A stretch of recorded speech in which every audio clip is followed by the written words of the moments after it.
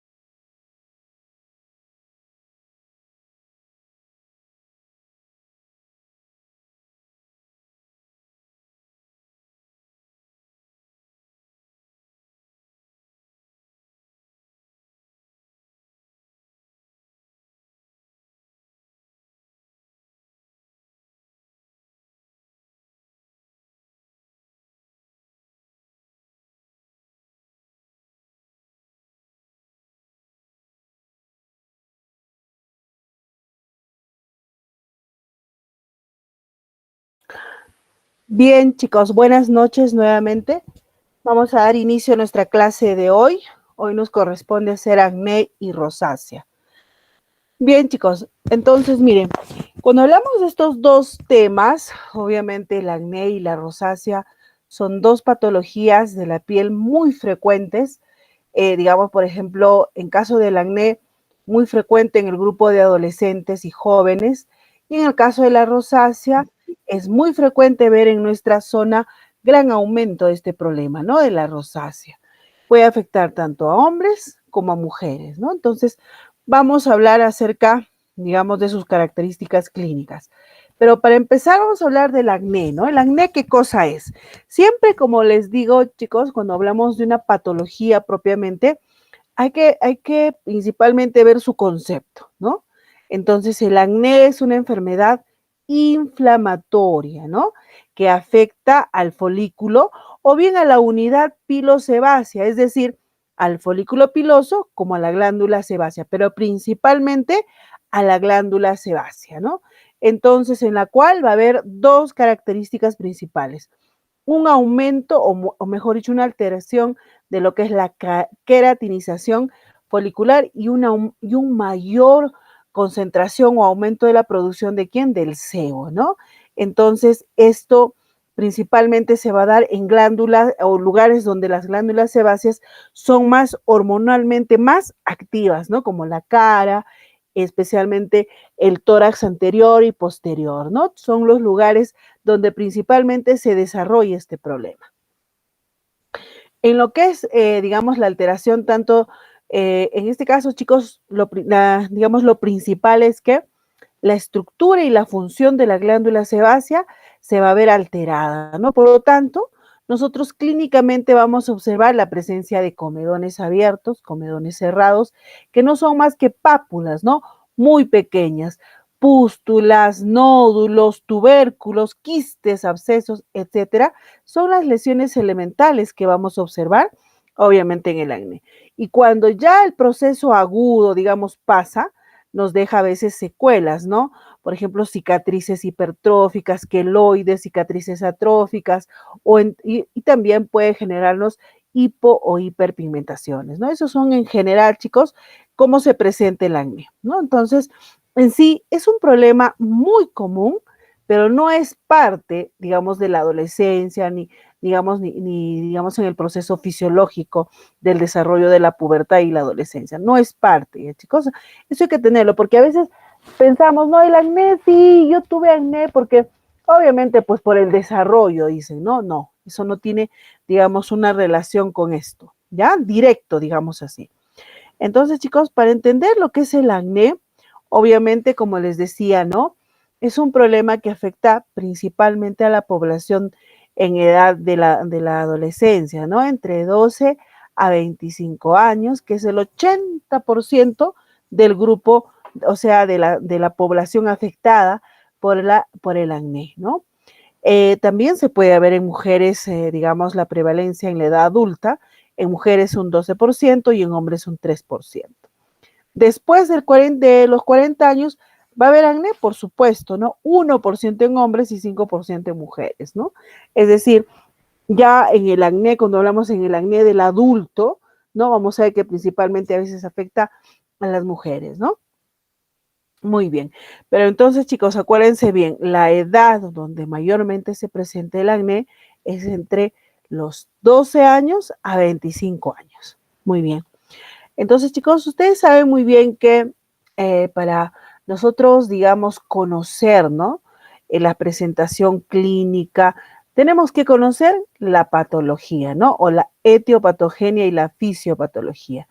En sí, chicos, como dice ahí, la etiología del acné es multifactorial, pero el determinante, ¿quién es? La genética, ¿no?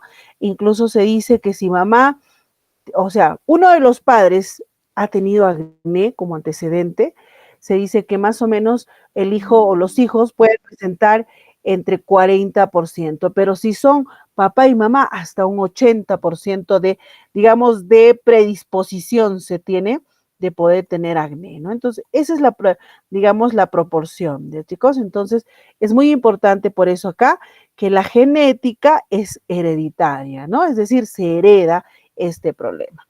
Entonces, principalmente, ¿quién está afectado en el acné? Hemos dicho la glándula sebácea. Entonces, chicos, observen bien acá, ¿no? Cuando hablamos de la glándula sebácea, ¿no? Que es esta glándula, ¿no? Que está aquí. Esta glándula, digamos, está compuesto digamos, en sí por los sebocitos. Este sebocito, de cierta forma, funciona por influencia hormonal. ¿Cuáles son las hormonas que van a intervenir para que este sebocito al final va a sintetizar lo que es el sebo, ¿no? Tenemos los andrógenos. Ustedes saben que los andrógenos principalmente activos, ¿quién es? La dehidrotestosterona, ¿no? Pero ¿cómo circulan los andrógenos en la sangre? Como testosterona. Al llegar al sebocito, acá a través, obviamente por la influencia de la enzima 5-alfa reductasa, esta testosterona se convierte en su forma activa, que es la dehidrotestosterona, ¿no? Entonces, uno de los agentes principales para la función del sebocito, ¿quién es? Hemos dicho los andrógenos, ¿no? Luego también está la hormona de crecimiento, y la hormona esta que es el factor de crecimiento insulínico tipo 1, ¿no? Que también influyen no solamente, digamos, en la producción de sebo, sino también en lo que es la queratinización folicularia, chicos. Entonces, son estas hormonas principales. Muy bien, entonces, una vez que el sebocito, digamos, comienza a sintetizar el sebo, ¿no? La composición del sebo principalmente es por ácidos grasos libres y también los triglicéridos, que más o menos está más del 50%, ¿no? Luego tenemos al colesterol, los ésteres de cera, etcétera, y el escualeno, ¿no es así? Entonces, en este caso, ¿no? El sebo normal, eso que nos debe quedar claro, ¿no? Principalmente es por ácidos grasos libres. Cuando esto, digamos, esta función se altera, ¿no? De la glándula sebácea, se puede dar, por ejemplo, a veces cuando usamos cosméticos, a veces usamos, por ejemplo, algunos medicamentos como hormonas, tanto los corticoides, o a veces usamos anticonceptivos, a veces usamos algunos otros como los anticonvulsivantes, etcétera, o también algunas enfermedades como la hiperplasia suprarrenal congénita o también el síndrome de ovario poliquístico, ¿no? Entonces, o el estrés emocional o también el exceso del consumo de vitamina B12, ¿qué va a pasar? Va a pasar que va a alterarse la producción, es decir, va a haber un cambio dentro de lo que es la función propiamente de la glándula sebácea, ¿no? Entonces, chicos, acá la glándula sebácea va a empezar a producir un sebo que ya va a ser distinto. Entonces, ese sebo, de cierta manera, va a aumentar la gran cantidad de escualeno y va a disminuir, en este caso, el ácido linoleico, que es el ácido graso principal componente del sebo. Entonces, cuando sufre ese cambio, ¿qué va a pasar, no? Ahí ustedes saben que en esta zona, especialmente donde está la glándula sebácea, ¿no? ¿Viven quién? Principalmente el Cutibacterium, ¿no? Que antes se llamaba el Propionibacterium agnes, ¿no? Pero ahora su nombre es Cutibacterium agnes. Esta bacteria es anaerobia, gram positiva, entonces forma parte del microbioma cutáneo, entonces comienza a crecer en gran cantidad y estas van a liberar enzimas que van a hidrolizar triglicéridos, obviamente igual van a hidrolizar el sebo, ¿no? Y de cierta manera van a generar un proceso inflamatorio, lo cual pues va a destruir la pared folicular y obviamente activan todo ese proceso de, digamos, del sistema inmune innato, como también del sistema inmune adquirido, ¿no? Entonces, todo ese proceso inflamatorio que se da en ese momento, ¿qué va a pasar? Obviamente vamos a ver la presentación, en este caso, de pápulas, pústulas, nódulos, etcétera. Pero también cuando hay alteración de la queratinización folicular, ¿no? En este caso, ¿qué va a hacer? Se va a formar el tapón córneo, ¿no? Es decir, esos queratinocitos van a cerrar ese canal por donde fluye normalmente el sebo, ¿no? Nosotros sabemos que principalmente ese sebo que se produce sale a la parte exterior, ¿no, chicos? A través del ostium follicularis, que le llamamos poros, ¿no? Entonces el sebo sabemos que va a lubricar la piel, pero en este caso, cuando hay esta alteración de la queratinización en este canal folicular, se forma como un tapón, ¿no? Entonces obstruye la salida y es por eso que va a generar todo ese proceso inflamatorio que se agrega como estábamos hablando. Entonces, chicos, no olvidarse, ¿no? Que en el acné pasa todos estos procesos que estamos observando.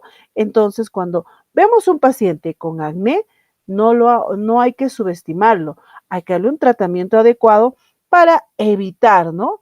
Esta principalmente, digamos, principalmente para evitar esto, ¿no? La inflamación y obviamente tenemos que actuar en los factores agravantes o precipitantes.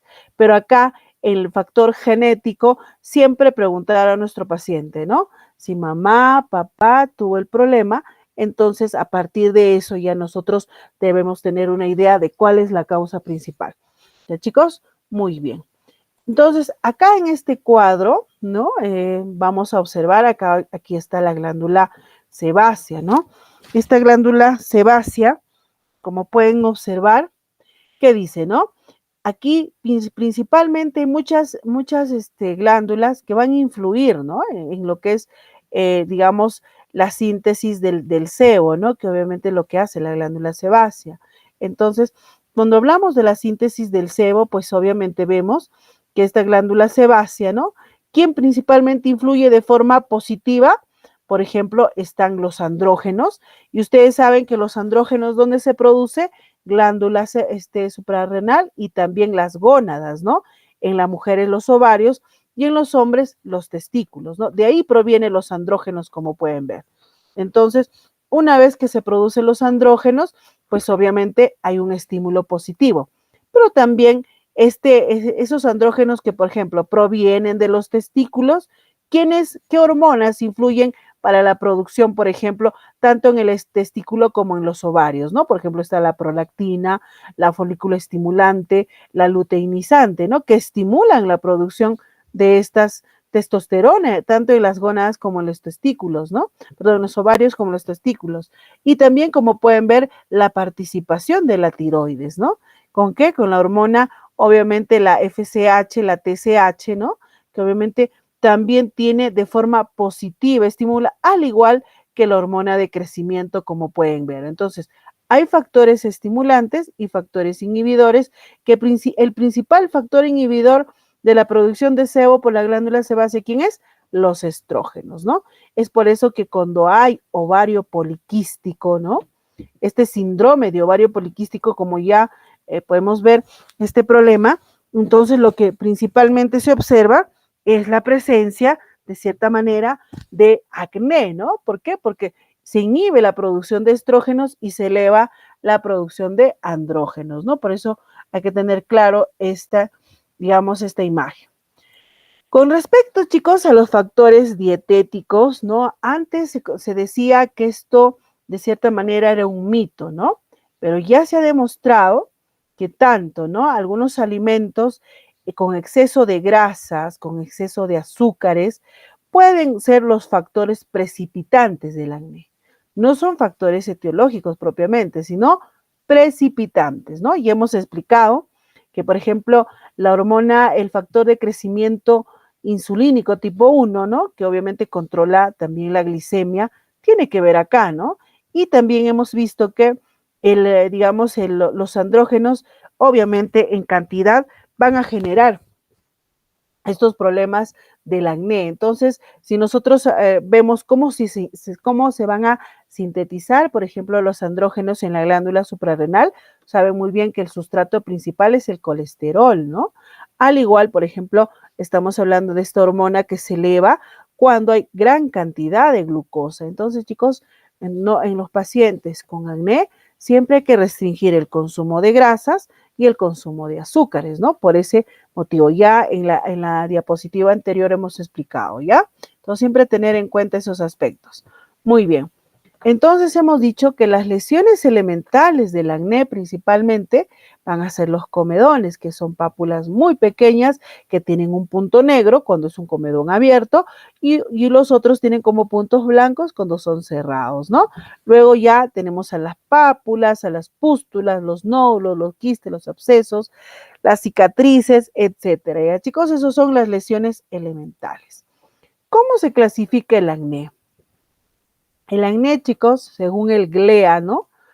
El Grupo Latinoamericano de Estudio de Acné es un grupo, digamos, que se formó hace muchos años, ¿no? En el cual participaron, digamos, dermatólogos de distintos países, obviamente, que pertenecen a Latinoamérica, en el cual, pues, ¿no? Se hizo esta clasificación de forma más didáctica, ¿no? Según la presentación, o sea, según la edad, ¿no? Hay acné neonatal, de lactante, infantil, preadolescente, adolescente del adulto, ¿no? Eso es según la edad, chicos, ¿ya? Según la lesión predominante, tenemos el comedónico, comedogénico, papulopustuloso, nódulo quístico. Y según el grado de severidad, tenemos leve, moderado a severo, ¿no? Y las formas especiales, fulminas y conglobata, ¿no? Entonces, en sí, como ven, esta clasificación es mucho más completa, en el cual, pues, siempre hay que tener en cuenta todos estos aspectos, ¿no? Entonces, chicos, según obviamente, como hemos hablado hace un momento, ¿no? Las lesiones elementales, como observan acá, lo que está indicando son los comedones abiertos, ¿no? Que no son más que pápulas, obviamente pequeñas, con este punto negro central, ¿no?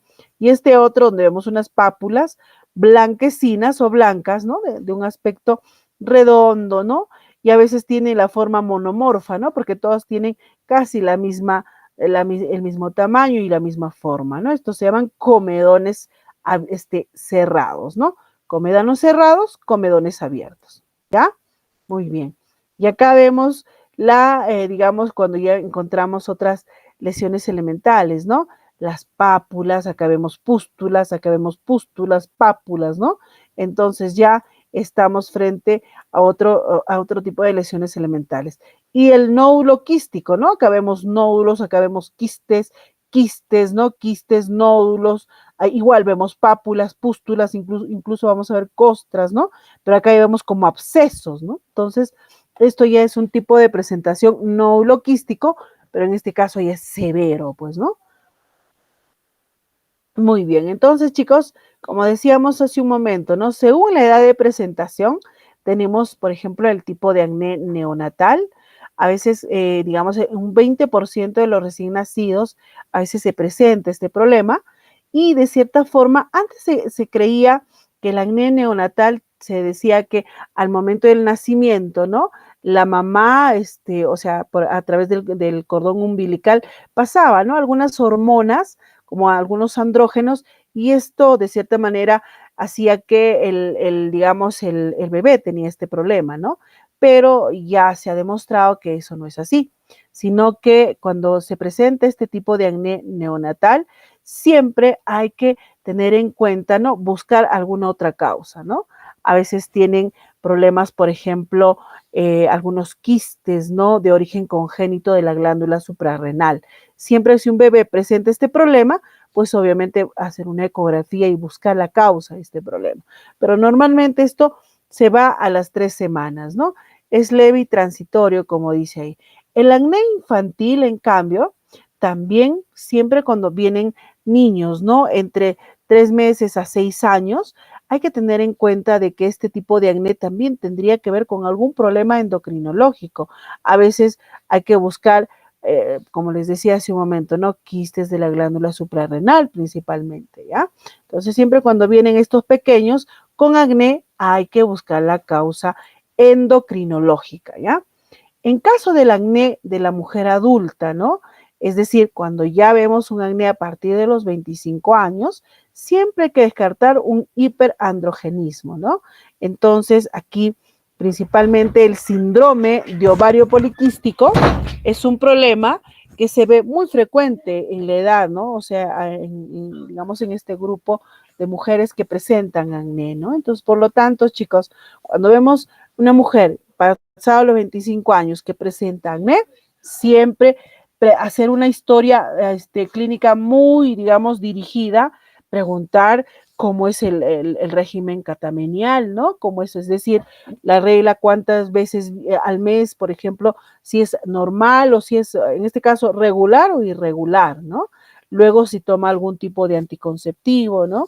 Y lo otro, siempre de cierta forma al momento de examinar, buscar si hay hirsutismo u otros signos que obviamente podemos conseguirlo cuando tienen el problema de hiperandrogenismo, ¿no? Como alopecia, obesidad, acantosis nigricans, galactorrea, ¿no? Y hacer un perfil, digamos, hormonal, ¿no? Pedir siempre prolactina, la FSH, la LH, la testosterona, entonces para buscar la posible causa, ¿ya chicos? Entonces aquí están en este cuadrito, como pueden ver, las causas y los estudios que deberíamos solicitar, ¿ya? Tengo que tenerlo siempre claro. En caso del acné conglobata, chicos, el acné conglobata es un problema de origen crónico, es un acné, digamos, que es crónico, pero lo particular del acné conglobata es un acné, obviamente, nódulo quístico severo, pero que no vamos a encontrarlo en las zonas principalmente donde se da el acné. Es decir, no solamente vamos a encontrar en la cara, en el tórax, ¿no? Sino también podemos encontrarlo en los brazos, en la pierna, ¿no? Y a veces esto se puede sobreinfectar. Por eso cuando vienen pacientes con este tipo de acné, hay que solicitar un cultivo, ¿no?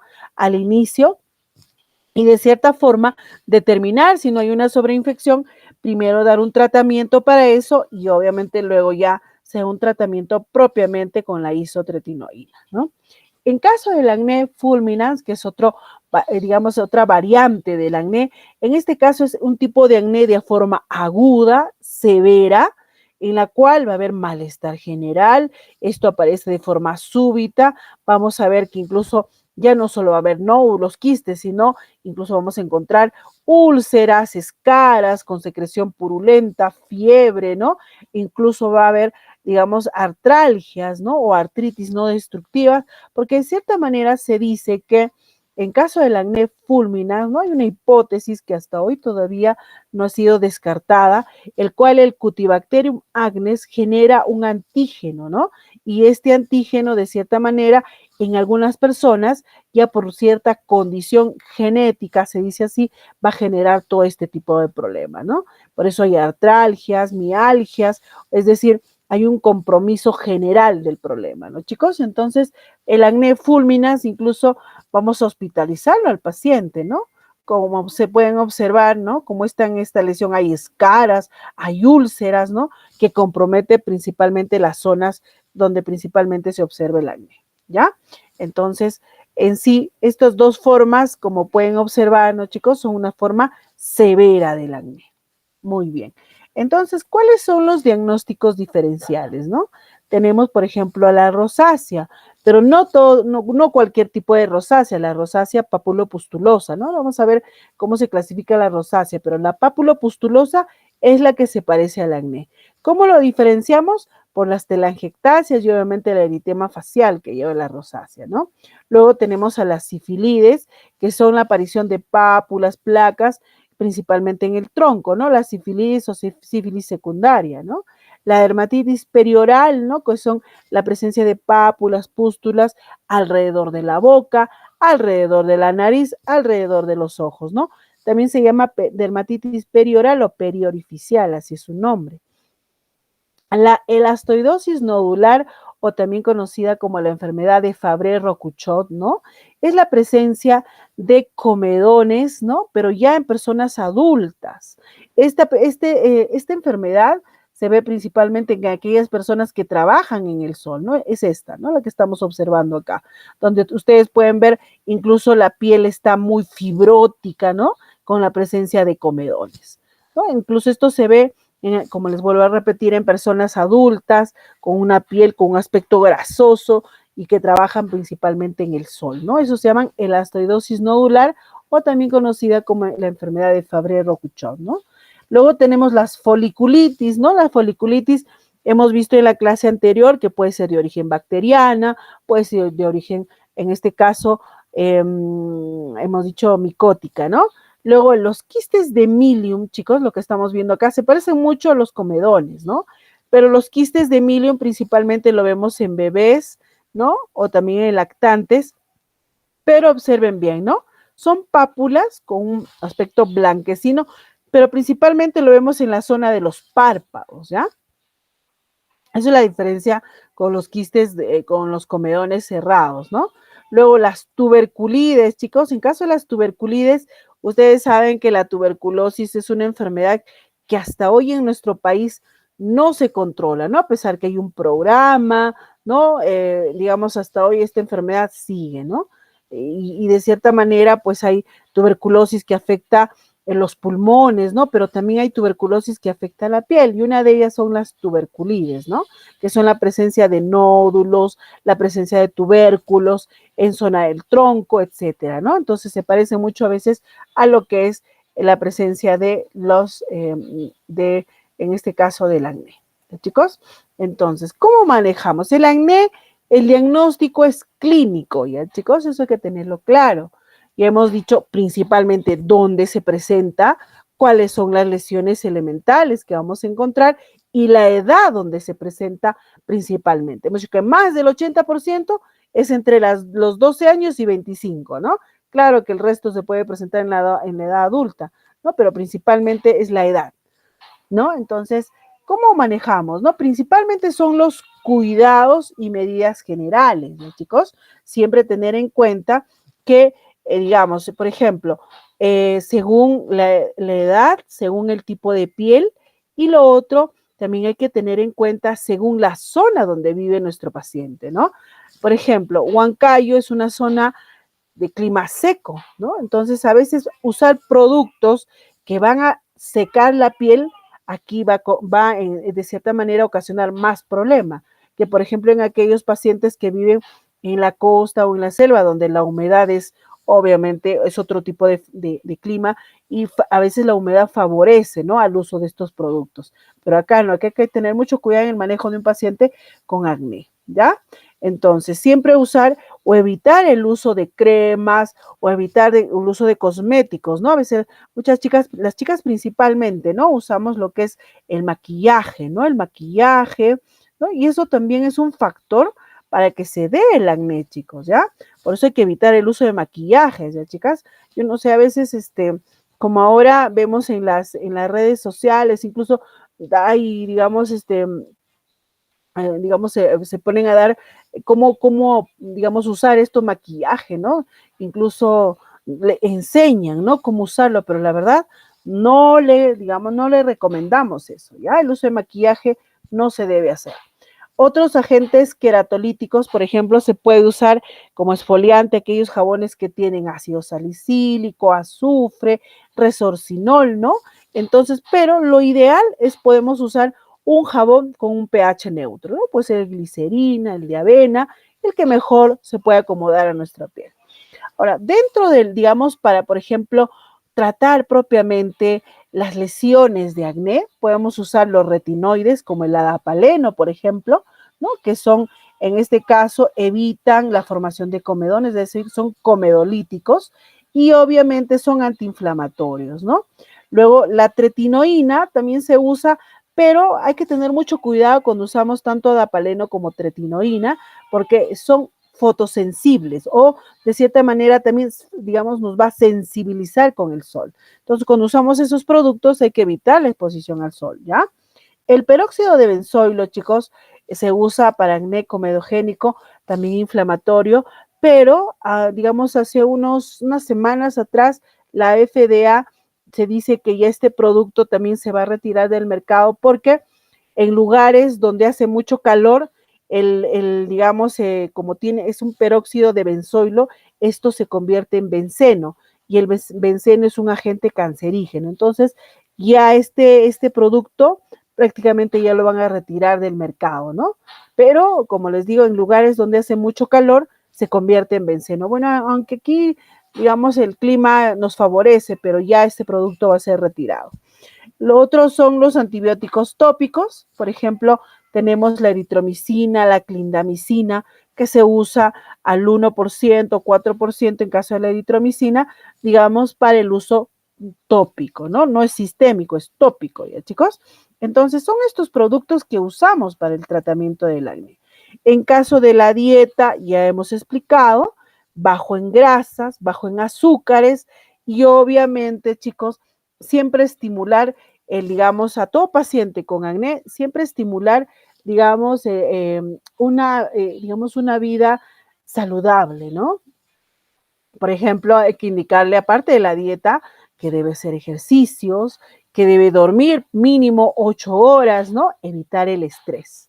¿Por qué? Porque son factores agravantes del acné. Entonces, a veces le indicamos todo lo que se le debe indicar al paciente, ¿no? Y nos olvidamos de esos aspectos. Y es por eso que a veces el paciente va a seguir teniendo el acné, pues chicos, ¿no? Entonces, miren, para el manejo del acné, obviamente ya de forma sistémica, cuando hablamos de un acné inflamatorio, ya grado moderado a severo, podemos usar el grupo de los antibióticos que son las tetraciclinas, ¿no? Ustedes saben que las tetraciclinas son principalmente bacteriostáticos. En sí tenemos las representantes, la doxiciclina, la minociclina y la limeciclina.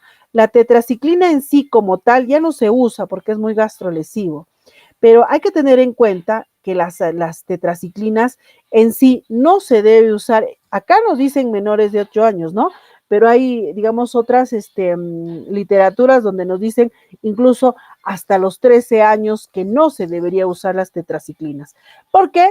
Porque las tetraciclinas, pues obviamente, chicos, van a generar coloración de los dientes, ¿no? E incluso pueden provocar algún trastorno dentro de lo que es el cartílago de crecimiento. ¿no? Pueden causar este trastorno, como les decía, del cartílago de crecimiento. Entonces, chicos, yo les aconsejo que no indiquen tetraciclinas hasta los 13 años, ¿no? Entonces, para no evitar esos problemas. En esos casos, si me viene un paciente con acné, puedo dar los macrólidos, por ejemplo, ¿no? La citromicina, eritromicina o claritromicina también que se puede usar, ¿no? O también, digamos, siempre hay que tener en cuenta, chicos, que las tetraciclinas, por ejemplo, ¿por qué la usamos? Porque tiene un efecto antiinflamatorio. Como dice ahí, reduce la quimiotaxis, ¿no? Y obviamente inhibe las citoquinas proinflamatorias, que de cierta manera es el efecto. Muy similares de las de los macrólidos. Y también, chicos, hay que tener en cuenta, les vuelvo a repetir, en niños menores de 13 años evitemos el uso, ¿ya? Muy bien. La terapia hormonal, chicos, hay que tener en cuenta que su uso debe ser solamente restringido en caso, esto se usa para las mujeres, no para los varones, chicos, ¿ya? Se da en caso de las mujeres, pero cuando tengamos, digamos, esto, lo que es la evidencia de que la paciente tenga algún trastorno hormonal propiamente. Si no lo tiene, evitemos dárselo, ¿ya? Ustedes saben que la terapia hormonal principalmente se da con los anticonceptivos, ¿no? En este caso, ustedes saben que el anticonceptivo común que tiene un estrógeno, que es el etinilestradiol, y un andrógeno, ¿no? Perdón, un estrógeno y un progestágeno. ¿No, chicos? Entonces, los progestágenos, por ejemplo, están el norgestimato, la noretindrona y el levonorgestrel, ¿no? Que son, en este caso, progestágenos, ¿no? Entonces, eso es lo que contiene el anticonceptivo común, ¿no? Cuando obviamente si tenemos la evidencia que nuestra paciente tiene algún trastorno hormonal, indiquemos eso. Pero lo ideal no es son los anticonceptivos orales, sino en sí se da un compuesto que tenga estrógenos y un antiandrógeno, ¿no? Como en el caso de la ciproterona o el acetato de ciproterona, la drospirenona y también el dienoges, ¿no? Entonces, estos productos, chicos, ya vienen, ¿no? Por ejemplo, el DC35, el selene, tienen estos, digamos, estas moléculas, ¿no? Entonces, son lo que mayormente se indica cuando hay el síndrome de ovario poliquístico. Pero si no la hay, evitemos usarlo, ¿no, chicos? Y las corticoides intralesionales, ¿no? Por ejemplo, cuando vienen acnés tipo nódulo quístico, podemos infiltrar, digamos, corticoides tipo triamcinolona, ¿no? Para bajar la inflamación, chicos. No se drena, se infiltra en esos casos, ¿no? Entonces también se hace el uso de corticoides intralesionales. También podemos dar corticoides vía oral dependiendo del caso, ¿ya? Nunca se da, o sea, para el tratamiento del acné, no voy a dar como terapia de primera o de segunda línea corticoides, digamos, por vía oral o sistémicos, chicos, ¿ya? Siempre y cuando vemos si es un acné muy intenso, podemos dar como un proceso inflamatorio, pero se da restringido, no se da de forma continua. Eso ya según la evaluación de cada paciente, ¿ya? La isotretinoína, chicos, es un medicamento que hasta hoy se usa para el tratamiento del acné. ¿Por qué? Porque este medicamento ya, como dice ahí, desde 1982, no sea, más de 40 años de que ya lo usamos, ¿no? En sí, este medicamento es derivado, es un retinoide derivado de la vitamina A, es muy lipofílico, al igual, por ejemplo, que las tetraciclinas, este es lipofílico, por eso es que se usa para este problema del acné, chicos. Y entonces, como dice ahí, ¿no? El 90% obviamente se une al plasma o a la albúmina principalmente y se va a depositar en el tejido adiposo, ¿no? Eso hay que tener en cuenta, chicos. Entonces, cuando nosotros damos isotretinoína, hay que tener en cuenta que esto se deposita en el tejido adiposo. Su mecanismo de acción actúa en todos los niveles que hemos explicado del acné, ¿no? Va, de cierta manera, a reducir la secreción sebácea, como ven, hasta un 80-90%.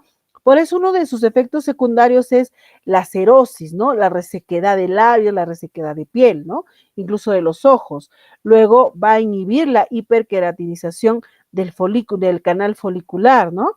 inhibe el crecimiento del Cutibacterium acnes y inhibe también, obviamente, es un antiinflamatorio e inmunomodulador, es decir, actúa en todos los niveles del acné. Por eso es que hasta hoy no hay otro medicamento que pueda ser mucho mejor que la isotretinoína.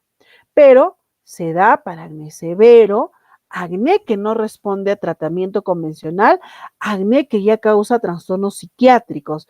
Ahí es cuando damos la isotretinoína. O sea, se reserva para algunos casos, ya chicos, no se da a todos los pacientes. Muy bien, entonces, ¿cuáles son los efectos colaterales? Queilitis, sequedad de las mucosas, cerosis, conjuntivitis y prurito, ¿no? Luego también es teratógeno. Sabemos que la isotretinoína en sí, todos los retinoides son teratógenos, chicos. Por eso siempre hay que tener cuidado cuando una mujer está embarazada, ¿no? Entonces, ¿por qué? Cuando decimos teratógenos va a actuar principalmente en el feto, ¿no? Va a tener malformaciones. Es por eso que hay que indicar. O, por ejemplo, cuando a veces vienen mujeres ya, o sea, sexualmente activas, ¿no? O adultas, siempre solicitarle una prueba de embarazo, una ecografía, ¿no? Para poder iniciar este tratamiento, porque a veces, ¿no? Cuando hacemos la anamnesis, algunos dicen, no, doctora, no pasa nada, pero al final hay que tener mucho cuidado, ¿ya, chicos? Siempre cuando indicamos este tratamiento, tener en cuenta esos aspectos. Antiguamente, bueno, hace un tiempo atrás se usaba según la dosis acumulativa, ¿no? Pero hoy se usa según dosis respuesta y también dependiendo de cada paciente, ¿ya, chicos? Principalmente esto ya lo manejamos los dermatólogos, ¿ya? Entonces, miren, este es el algoritmo que obviamente se usa según el GLEA, ¿no? En el cual, para el tratamiento o manejo del acné, chicos, y lo repasamos. Muy bien. Entonces, no olvidarnos que el acné es una patología que principalmente afecta a adolescentes y jóvenes, ¿no? Y hay que conocer cómo funciona la glándula sebácea. En cambio, la rosácea es una enfermedad inflamatoria crónica, ¿no? Y principalmente afecta la cara, el rostro, como también los ojos, ¿no? En sí, se decía hace unos años atrás que la rosácea no se encontraba relación con ningún otro problema, hasta que hubo un estudio en el cual el 20% de la población que se había estudiado tenía un antecedente familiar, ¿no? Entonces, desde ahí se dice que la rosácea de cierta manera se relaciona con la predisposición genética, ¿no? Entonces, en sí este problema se dice que principalmente afecta tanto a hombres y mujeres, ¿no? Igual es la afectación, ¿ya? Y principalmente la vemos en mujeres mayores de 20, 30 años, en niños casi no se ve, ¿ya, chicos? Eso hay que tenerlo claro, ¿no? A veces cuando los niños vienen con la cara roja, no tiene rosácea, le indican, ¿no? Cuando es otro problema. Pero sí, chicos, la rosácea es un problema que se ve muy frecuente en nuestra población, ¿ya?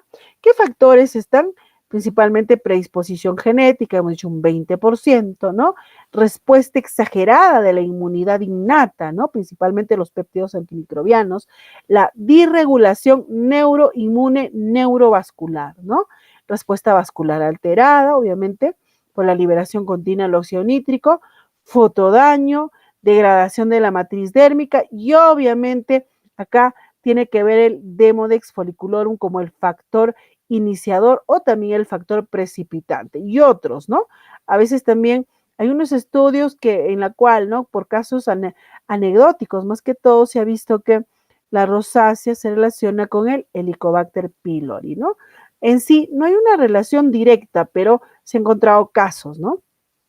Y bueno, y esto conlleva una alteración de la función de la barrera, obviamente, de la piel y de cierta manera, pues se da esa inflamación continua. ¿Ya, chicos? Entonces, la predisposición genética es un factor importante, hemos dicho la anomalía en el sistema inmune, ¿no? Principalmente de los péptidos antimicrobianos, que es la catelicidina, ¿no? Se dice que la catelicidina está muy activa, ¿no? En su forma activa que se llama la LL37. Y esta LL37, pues que va a generar también que se activen los receptores tipo TOLC, ¿no? Tipo TOLC 2, ¿no? Especialmente, y también tenemos las metaloproteinasas, pues, ¿no? Que son enzimas que degradan la matriz extracelular, principalmente en la dermis, ¿no? Entonces, chicos, cuando se genera este problema, digamos, del incremento de este péptido antimicrobiano, la LL37, ¿no? Entonces, ¿qué va a generar? Inflamación continua, se libera citocinas, va a haber una extravasación plasmática y obviamente se genera o se estimula la angiogenia, ¿no? Es decir, la generación de vasos sanguíneos, por eso es que vamos a ver las telangiectasias en la rosácea. Pero también esto genera la presencia de pápulas, de pústulas, y esto si continúa va a haber la fibrosis, ¿no? Que va a estar dada principalmente por una hipertrofia de las glándulas sebáceas, que esto obviamente lleva a un cambio fimatoso, ¿no? Ese cambio que tiene la piel engrosada, ¿no? Que hemos visto. Y como ven, también la inflamación continua lleva a una vasodilatación, pues obviamente por liberación principalmente de los neuromediadores, especialmente del óxido nítrico, de la bradicinina, ¿no? Que va a haber la rubefacción, ¿no? Pero también, chicos, ustedes saben que aquí hay una alteración de los neuroreceptores, ¿no? Especialmente los que están relacionados con los receptores vaninoides, ¿no? Que son termorreceptores, ¿no? Y estos tienen relación con el receptor tipo 1 de anquirina, ¿no? Que son termorreceptores que principalmente están activos en la rosácea, ¿no? Es por eso que vamos a sentir todo el tiempo quemazón, ardor en la piel, ¿no? Entonces, chicos, la rosácea se desarrolla por estos medios, pero tiene que haber un factor desencadenante, ¿no?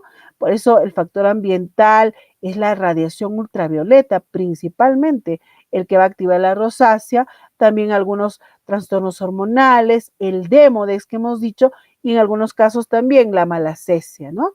El calor, el alcohol, todos son desencadenantes de la rosácea, ¿ya? Muy bien. Y hemos dicho que el Demodex folliculorum secreta una sustancia que se llama quitina. Esta sustancia obviamente aumenta los receptores tipo TOL y esto de cierta manera va a estimular a la calicreína y ustedes saben que la calicreína actúa en los péptidos antimicrobianos para generar la LL37, ¿no? Y así genera más inflamación. Al igual que también lo estafilococo, que genera algunos antígenos, que también es otro factor, igual que la malacesia, ¿no? Y vemos que como hace un momento decíamos que en la relación entre la rosácea y el helicobacter hay de cierta manera publicaciones donde nos dice que hay una relación, pero eso todavía no está muy, digamos, directo. La radiación ultravioleta, ustedes saben que la radiación ultravioleta genera el aumento de los radicales de oxígeno, ¿no? O los ceros o los ROS, ¿no? Y esto, de cierta manera, también aumenta los péptidos antimicrobianos, genera toda la cascada inflamatoria y el daño, digamos, vascular y la alteración de la matriz dérmica principalmente se da por el aumento de las metaloproteinasas, ¿no? Que se genera pues obviamente por el incremento también de los ROS o propiamente de la radiación ultravioleta, ¿no? Es el daño directo, ¿de chicos? Entonces, dentro de las manifestaciones clínicas, hemos dicho que vamos a encontrar, por ejemplo, pápulas, pústulas, ¿no? Pero vamos a ver que el enrojecimiento, ese rubor continuo, ese flushing que le dicen, ¿no? En el rostro, en la zona centrofacial principalmente, ¿no? Luego las telangiectasias, esos vasitos como arañas que vemos en los pómulos, en la nariz, las pápulas pústulas que encontramos, ¿sí, chicos? Luego también tenemos ardor, prurito, a veces podemos encontrar placas, escamas, ¿no? O lesiones en los ojos, pues chicos, ¿no? Por ejemplo, en los ojos podemos encontrar una hiperemia en la zona de la conjuntiva, ¿no? Incluso pueden tener alteración en la zona propiamente de los ojos, como por ejemplo provocar conjuntivitis, ¿no? Entonces, la rosácea afecta principalmente los ojos también. Y les diré que a veces los pacientes, ¿no? Eso ya por cuestión, digamos, de idiosincrasia, nuestra población, por ejemplo, vemos que los pacientes que vienen principalmente por el problema de rosácea, ¿no? Se ve esto en el hospital, no vienen directamente a dermatología, vienen por una interconsulta de oftalmología, porque como ya tienen molestias a nivel del ojo, les arde, les pica, hay lagrimeo, ¿no? Entonces los pacientes acuden a oftalmología. Y claro, cuando va a oftalmología, el doctor lo observa y ve que tiene la cara roja, ¿no? Incluso algunos ya tienen rinofima u otras manifestaciones de rosácea y nos lo envía, ¿no? Y el paciente cuando viene dice, no, me ha enviado al oftalmólogo, pero le observas la cara roja. Y cuando le dices que eso le llama la atención, no les llama la atención, ¿no? Pero principalmente si hay molestias en el ojo, ahí sí, como que recién los pacientes acuden por eso, por ese motivo.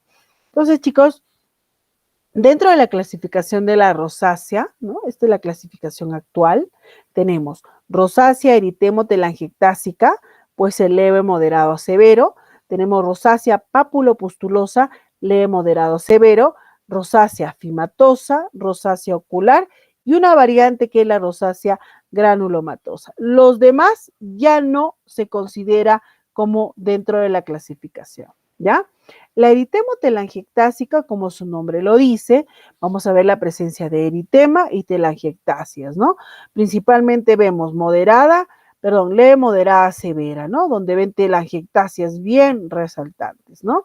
La papulopustulosa es la que se parece al acné, como observan, pápulas, pústulas y un eritema, ¿no? Ese marcado eritema.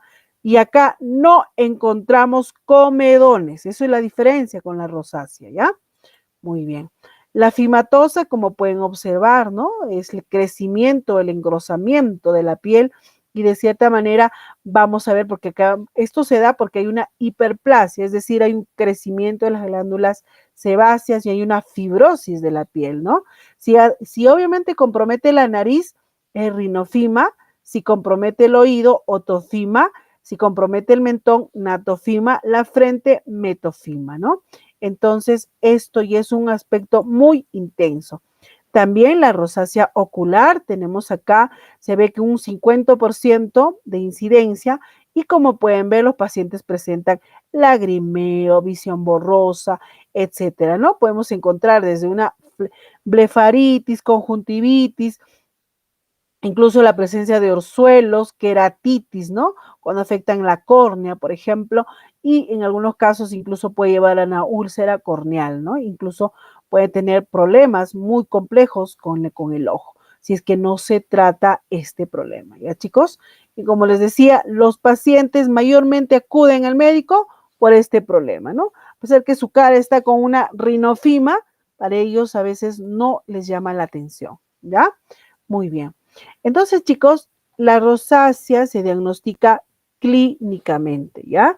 La histopatología es inespecífico. Solamente hacemos cuando no estamos seguros y de cierta manera vamos a encontrar no cosas muy específicas, ¿no? Pero para descarte de otros problemas, ¿ya? Muy bien, entonces el diagnóstico diferencial de rosácea tenemos al lupus, por ejemplo, en su fase aguda, ¿no? Es eritema en ala de mariposa, ¿no? Que se encuentra en el lupus, que se parece a la rosácea, ¿no? El fotodaño, el fotoenvejecimiento, ¿no? La dermatitis seborreica, ¿no? Pero principalmente la dermatitis seborreica afecta a la zona perinasal, ¿no? Con escamas, la dermatomiositis, ¿no? Ese eritema que principalmente está alrededor de los ojos, o sea, en la zona de los párpados, ¿no? Y de cierta manera, pero en la dermatomiositis vamos a encontrar debilidad muscular como el signo principal, ¿no? Y las pápulas de Gottron, ¿no? En las manos. Luego tenemos la rosácea, el caso de la rosácea papulopustulosa, lo que les decía, ¿no? El acné vulgar. En el acné encontramos comedones, en la rosácea no. Erupciones acneiformes, ¿no? Cuando hagamos la clase de toxicodermias, ahí vamos a ver que las erupciones acneiformes, principalmente por el uso de corticoides, ¿no? Dermatitis perioral, ¿no? También, y la queratosis pilaris rubra. La queratosis pilaris rubra, chicos, no es una enfermedad propiamente, es un trastorno que principalmente afecta al folículo piloso, ¿no? Es un trastorno de la queratinización, en la cual van a observar ustedes en muchos niños o jóvenes la presencia de unas pápulas que están principalmente en los folículos, ¿no? Ásperas en el borde de la cara, ¿no? Y en el brazo y a veces en el muslo, que le dicen como piel de gallina incluso, ¿no? Le llaman así. En algunos casos, en los niños pequeños que a veces tienen la piel muy sensible, hay un eritema marcado, ¿no? A eso se llama queratosis rubra pilaris, ¿no? Que es muy frecuente y lo confunden con la rosácea, ¿ya? Hay que tener claro ese problema. El tratamiento de la rosácea, chicos, principalmente son las medidas generales que es el cuidado de la piel, ¿no? En el cuidado de la piel hay que evitar el uso de sustancias que de cierta manera van a causar irritación en la piel, ¿no? Por ejemplo, evitamos el uso de jabones comunes, ¿no? O a veces de los maquillajes, o a veces hay que usar, por ejemplo, exfoliantes, evitar el uso de exfoliantes u otro agente, por ejemplo, a veces a pacientes que tienen rosácea o a veces se realizan peeling, ¿no? El peeling no se hace en pacientes con rosácea, ¿ya? Porque es una sustancia que incrementa o exacerba el problema. Y aquí también hay que evitar el uso, por ejemplo, el consumo de productos irritantes, ¿no? Por ejemplo, hay que evitar las bebidas calientes, el ají, ¿no? El ají, obviamente, hay que evitarlo, ¿ya? Y también tenemos, por ejemplo, los chocolates, ¿no? Los picantes, ¿no? Todo esto hay que evitarlo, chicos, ¿ya? ¿Por qué? Porque de cierta manera estos estimulan los termorreceptores, ¿no? Entonces, igual los ejercicios físicos extremos también hay que evitarlo, ¿ya, chicos? Por eso es muy importante conocer el manejo propiamente de la rosácea a través de las medidas generales, ¿ya? Y el protector solar aquí sí es muy importante, ¿no? El protector solar y todas las medidas de protección solar, el uso de sombreros, ¿no? Evitar exposición al sol entre las 10 de la mañana y 4 de la tarde, ¿no? Y usar digamos, el protector solar, en este caso con un factor que va más de 50, ¿no? Y que contenga todos los filtros necesarios para la protección propia de la piel. Es muy importante ese aspecto, ¿ya, chicos? Como tratamiento farmacológico tópico, lo que más se usa es el metronidazol al 0.75 al 1%, ya sea en crema, en gel, en loción, etcétera, y el ácido celaico entre 10 a 15%, ¿no? Ambos ya han sido aprobados hace muchos años por la FDA y de cierta manera van a disminuir, son antiinflamatorios, ¿no? Que localmente, por ejemplo, en caso del metronidazol, disminuye, en este caso, las telangiectasias, al igual que el ácido acelaico, ¿no? Entonces, estos dos lo podemos combinar con un tratamiento sistémico. Acá sí, el uso de las tetraciclinas es muy importante hacerlo, pero principalmente la doxiciclina, ¿no? La doxiciclina se da a dosis subantimicrobianos, no se da a dosis plena. Es por eso que a todo paciente con el rosácea no le vamos a dar doxiciclina cada 12 o cada 8 horas, se les da una cada 24 horas. Lo ideal es usar 40 miligramos, chicos, pero en nuestro país digamos, no se usa el de 40 miligramos, ¿no? Viene de 100 miligramos, por lo tanto, entonces, siempre se indica uno cada 24 horas. Ya ha sido aprobada desde hace muchos años el uso de la doxiciclina, es más, por esta propiedad inhibitoria que tiene, ¿no? Inhibe la formación de las metaloproteinasas, reduce la actividad en este caso de la calicreína, reduce, o sea, la producción de los péptidos antimicrobianos y otros, ¿no? Por ejemplo, reduce, digamos, la infiltración de los neutrófilos, es decir, de la quimiotaxis, ¿no? Entonces, como verán, la doxiciclina es la principal, o sea, de primera línea es el uso en el manejo de la rosácea. También puedo usar propiamente la tetraciclina, la minociclina, la limeciclina, ¿no? Pero el que tiene mayor uso es la doxiciclina, ¿ya? Lo podemos asociar, por ejemplo, al metronidazol tópico, al ácido acelaico, por supuesto, ¿no? Entonces hay una gran evidencia en el uso de estos productos. Otros, la citromicina, la claritromicina, metronidazol, también se usa y hay resultados satisfactorios, ¿no? Otros medicamentos, por ejemplo, como en el caso de la isotretinoína, chicos, aquí también su uso es mínimo. No se usa a dosis plena, se dice incluso que se usa una subdosis de 5 miligramos diario, ¿no? ¿Por qué? Porque su mecanismo de la isotretinoína es reducir principalmente la expresión de los receptores tipo Toll-like, ¿no? Que principalmente es el receptor tipo 2. Entonces, para casos severos o en aquellos casos donde es muy recalcitrante, la isotretinoína, ¿no? Pero principalmente se da también en la rosácea fimatosa. Entonces, su dosis es mínima y obviamente no se da más de 1 o 2 meses, ¿ya, chicos? En caso de la rosácea ocular, aquí sí lo enviamos con el oftalmólogo para el manejo. En caso de en este caso de la rosácea fimatosa, aquí sí Es muy importante indicar el uso de la isotretinoína, pero también hay que hacer un tratamiento quirúrgico, ¿no? Ya sea con láser, ya sea con electrocirugía, un método ablativo para retirar toda esa piel redundante, ¿ya chicos? Entonces, muy importante el manejo completo de la rosácea. En algunos casos, chicos, se usa los beta bloqueadores, pero la verdad que hasta hoy yo nunca lo he usado, ¿no? Como el nanolol, el carvedilol, el propanolol, ¿no? Que en algunos casos se usa, ¿ya? Y también hay otras combinaciones, pero lo más usado es lo que estamos explicando, ¿ya?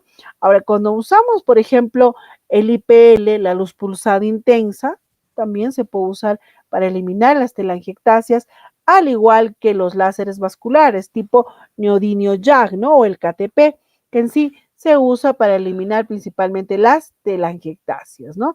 El Erbium YAG y el CO2 no se usa para la rosácea activa. Esto principalmente se usa para la rosácea fimatosa, ya eso hay que tenerlo claro, ¿sí, chicos? Y en este cuadrito, pues obviamente observamos todo lo que se puede usar para lo que es el manejo de la rosácea, ¿ya, chicos? Incluso el manejo primario y el manejo secundario que se tiene que dar en cada uno de los casos como estamos observando. Muy bien, chicos, entonces con esto estamos dando finalización de nuestra clase. Voy a pasar lista. ¿Alguna pregunta, chicos, que tengan? ¿Alguna pregunta? Francisco, ¿alguna pregunta? Ninguna, doctora. Ya, ok. Entonces, a ver, vamos a pasar lista, ¿ya? Maurate, Daniel. ¿Daniel está? Ok. Está Anabel. Presente, doctora. Buenas noches. Buenas noches, Anabel. Carlos Medrano. Buenas noches, doctora, presente. Buenas noches, Carlos. Leonardo Melgar. Leonardo. Paola. Cristel Mesa. Cristel. Ronald Mirabal. Ronald. Gani Pérez. Gani. Presente, doctora. Buenas noches. Buenas noches, Gani. Kennedy Quispe. Kennedy. Presente, doctora. Buenas noches. Buenas noches, Kennedy. Milagros Ramos. Presente, Milagros. doctora. Buenas noches. ¿Me escucha, doctora? Sí, Milagros. Gracias, doctora. Cecilia Yanela Rivera. Presente, doctora. Buenas noches. Buenas noches, Yanela. Sebastián Romero. Sebastián. Ángela Roque. Ángela. Presente, doctora. Buenas noches. Buenas noches, Ángela. Sergio Sandoval. Presente, doctora. Buenas noches. Buenas noches, Sergio. Carolina Santoyo. Doctora, buenas noches. Presente. Buenas noches, Carolina. Joe Socolaya. Presente, doctora. Buenas noches. Buenas noches, Joe. Jimmy Zulca. Jimmy. Brenda Tomás. Brenda. Leslie Torres. Presente, doctora. Buenas noches. Buenas noches, Leslie. Rosario Unoc. Presente, doctora. Buenas noches. Buenas noches, Rosario. Andrea Vega. Andrea. Jessica Vilches. Jessica. José Vivanco. Presente, José. doctora. Ok. Max Vivas. Presente, doctor. Buenas noches. Ya. Janet. Doctora, buenas noches. Presente. Buenas noches, Janet. Raúl Ceballos. Presente, doctora. Buenas noches. Sandra Zorrilla. Doctora, buenas noches. Presente. Ya. Ok.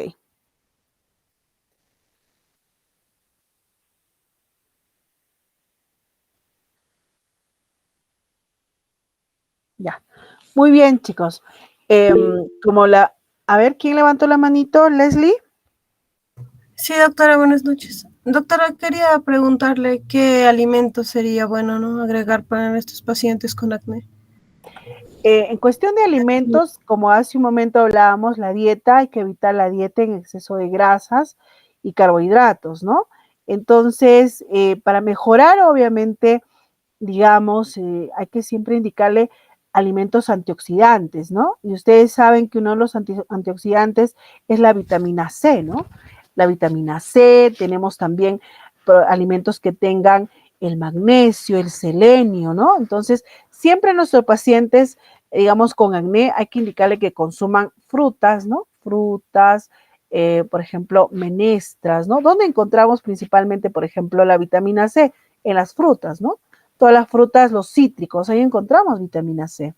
En caso de, por ejemplo, del selenio, lo encontramos, por ejemplo, en los granos, ¿no? En el maíz encontramos, y el magnesio igual, ¿no?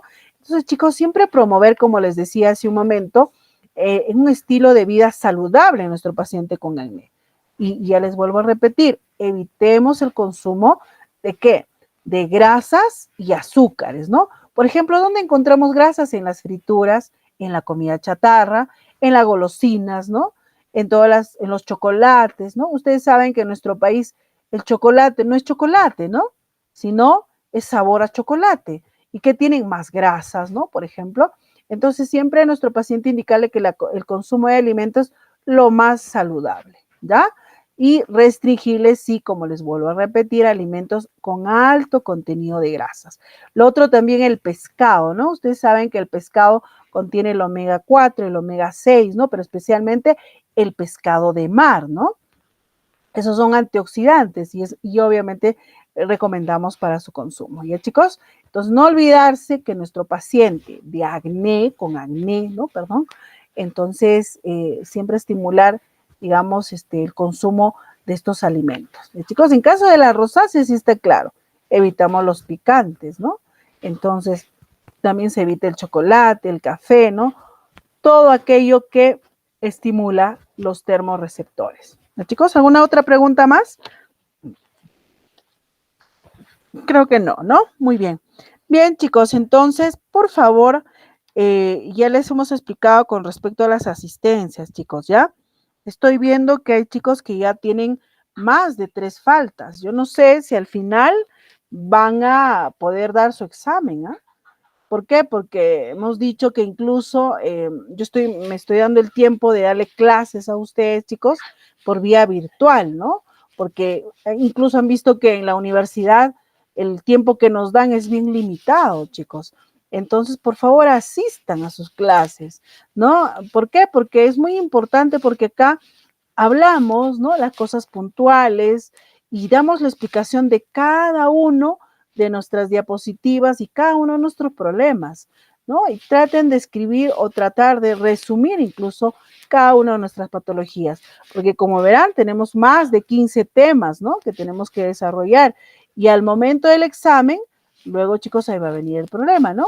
Así que, por favor, traten en este caso, de comunicarle a sus compañeros que no falten, ¿ya? Yo entiendo que a veces todos tenemos que hacer, pero esto es una clase virtual, chicos.